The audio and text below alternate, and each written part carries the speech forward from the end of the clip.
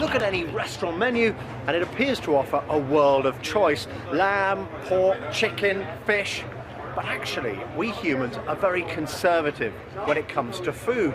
We eat just a handful of the more than 7 million animal species that are reckoned to exist on the planet.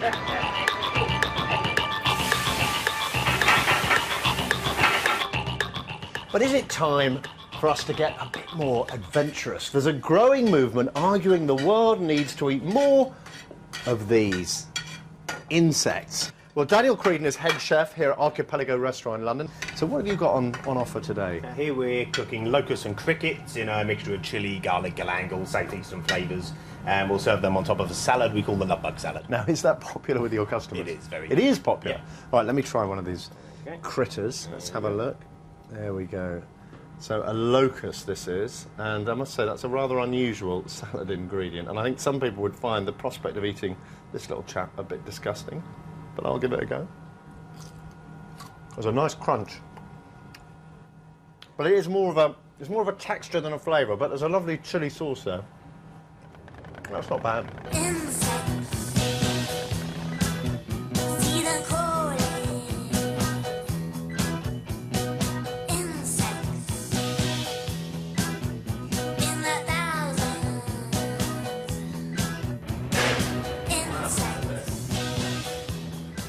The Netherlands is leading the way in insect-eating research, and at this farm they produce mealworms for animal and for human consumption. Each box will give you 2.5 kilos of mealworms. So is it good being an insect farmer?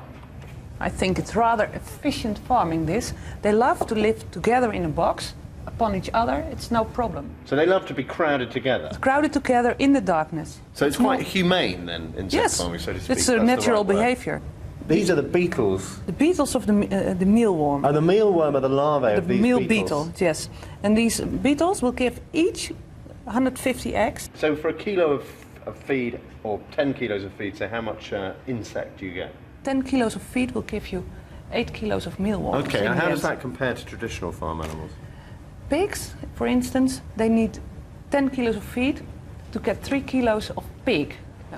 Right. So these are the actual mealworms, are they? Yes, these are the giant mealworms. Well, can I touch them? Yes, of They're course. They're not going to bite or anything, a bit. A bit? But you will get used to that. Wow, look at that. You will not die of them. What do these eat then? These eat carrots and chaff. It's chaff from wheat chaff. So these are kind of waste products. Normally in nature they clean up the whole mess. So they can eat anything. Okay. You feeling peckish yet? Well, if you are, you're in for a nutritional feast. The UN's Food and Agriculture Organization says insect protein content is comparable to meat, and many insects contain essential amino acids, fibre in the exoskeleton, along with polyunsaturated fatty acids, iron, calcium and B vitamins. Yum, yum. Professor Arnold van Hoos is an entomologist who's keen to encourage us all to eat more of the animals he's made his life's work. And with swine flu and BSE in mind, he says consuming insects is actually less risky than eating other animals. Well, insects are not much related, let's say, to humans. So diseases that insects have don't jump easily to humans. And that's different, of course, from pigs and from cows. But what's persuaded the European Union to offer a grant of over €2.5 million to research the potential of insects as food, and the UN to advocate their consumption, are arguments that farming insects is more environmentally friendly.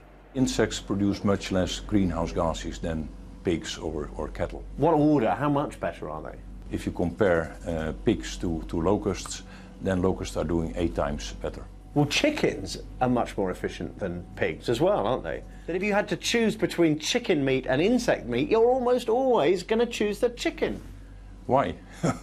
Because chicken is delicious. Yeah, but why are insects not delicious? These are bees, here's a good one, poached in their own honey, which I must say I think is a little bit mean, Daniel. We actually serve these on creme brulee. We've got the crunch, strong taste of honey, but also another flavour. It tends to be mentholy coming through, and that is actually the bee itself and not the honey. There's a menthol and there's a sort of a texture of hair. A 12-ounce steak is something like 1,000 locusts to get the equivalent amount of protein. I mean, can you imagine anyone sitting down and crunching their way through a bowl full of 1,000 locusts? No, I can't, but that's the wrong way of thinking about it, because what's going to happen is that someone's going to come up, some very clever person is going to come up with a way of creating a protein powder based on locusts.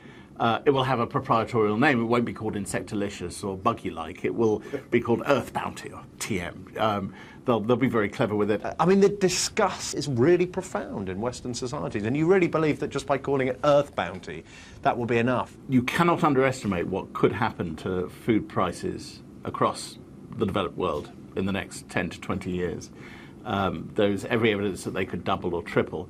And when things like that start happening, a lot of other considerations will go by the by. It won't be the plate of 1,000 locusts to replace your sirloin steak. It will be this very clever powder which can replicate meat proteins and put that in a cheap sausage, and you're laughing. So can Western revulsion to eating insects be overcome? Time for a very unscientific Newsnight experiment.